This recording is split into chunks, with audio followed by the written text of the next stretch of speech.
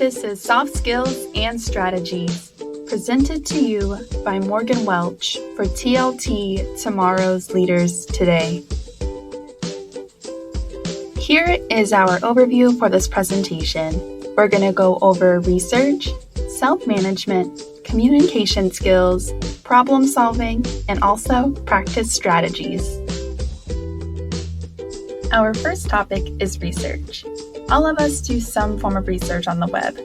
Generally, the most reliable websites will be ones that end with a .org, .edu, or .gov instead of .com, which is a commercial site. Students have access to library databases online that allow them to access articles, journals, and books on countless topics.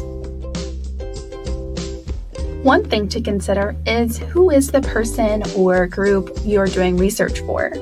It is important to know who your audience is.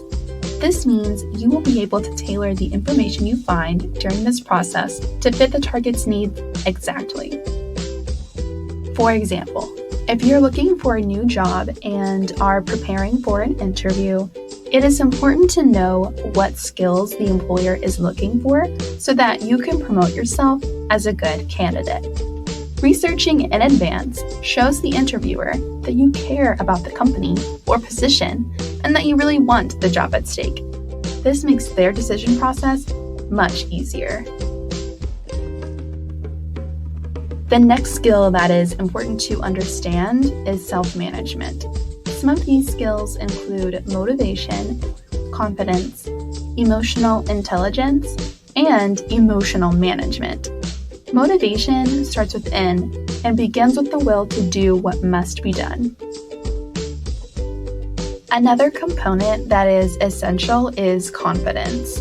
Think about how you perceive yourself and present yourself in situations with others. One way to reflect on your level of confidence is self-esteem.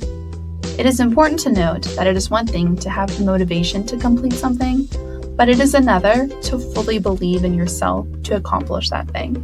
Confidence is about you believing in yourself.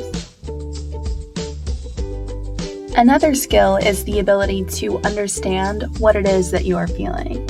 Having emotional intelligence is allowing yourself to experience an emotion instead of suppressing it, which can lead to negative emotions later if it's left uncontrolled or unmanaged. Emotional management is the acceptance of the understood feeling that is present. For example, if you had been feeling deeply worried or saddened, it would be considered emotional management to accept that those feelings need to be validated. If you or anyone you know are seeking help with this process, it may be beneficial to speak with a professional. Next, we're going to move over to communication skills.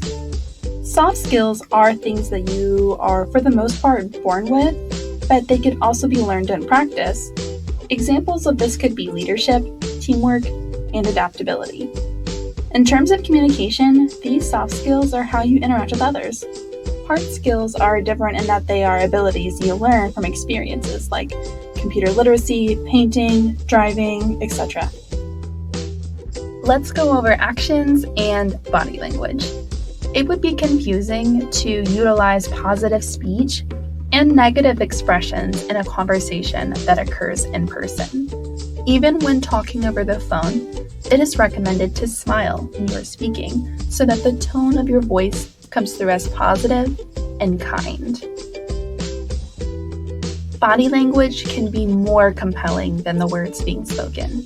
For example, if someone is in a job interview and they mention that they are a great fit for the position and they have the necessary skills and requirements to be a perfect candidate, but yet they're staring off into the distance, not making eye contact or smiling, that tells the interviewer that the candidate is uncomfortable and they are probably not qualified for the job. Body language is very important to control. The next segment of our presentation is problem solving. This process begins with the realization that there is, in fact, a problem.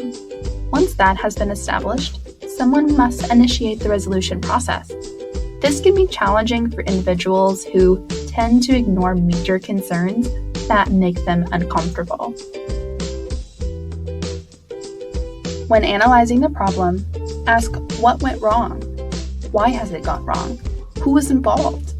The long-term solution doesn't always come easily, but when it comes to a decision-making process, it is important to consider what will happen as the result of a short-term resolution. It's important to think about what is best for the long term. Here are 4 points to help you get started on whatever it is you would like to achieve. First, set a goal for yourself. What do you want to accomplish? Second, focus on your opportunities or strengths and weaknesses. Third, break down the things that seem difficult into smaller, manageable parts. Lastly, consider a practice schedule for your development process. That's it for this presentation. Thank you for learning with us, and best wishes to you as you develop these skills. Check out tltleaders.org for more resources.